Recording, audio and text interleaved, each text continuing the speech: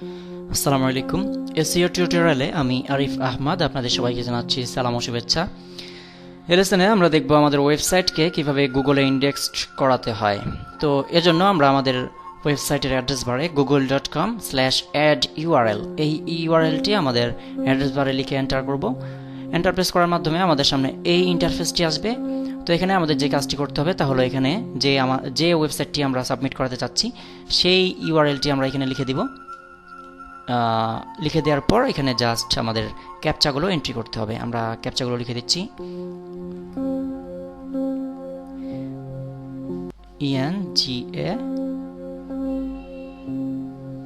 ENGAGED, তারপর হচ্ছে BEGONSI।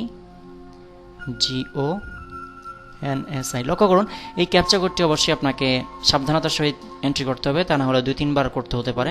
আপনি যদি ক্যাপচা না বুঝতে পারেন তাহলে এখানে রিফ্রেশ বাটন রয়েছে, রিফ্রেশ করতে পারেন, তাহলে নতুন ক্যাপচা আসবে। তো যাই হোক, এভাবেই আমরা কাজটি সম্পূর্ণ করে সাবমিট রিকোয়েস্ট বাটনে ক্লিক করব, যার ফলে আমাদের ওয়েবসাইটটি গুগলে ইন্ডেক্স করার জন্য একটি রিকোয়েস্ট চলে গেল। এই যে your request has been received and will be processed shortly. এটি 2-3 দিনের ভিতরেই আমাদের ওয়েবসাইটটি গুগলে ইন্ডেক্সড হয়ে যাবে। এভাবেই আমরা আমাদের ওয়েবসাইটকে গুগলে ইন্ডেক্স করাবো। ধন্যবাদ।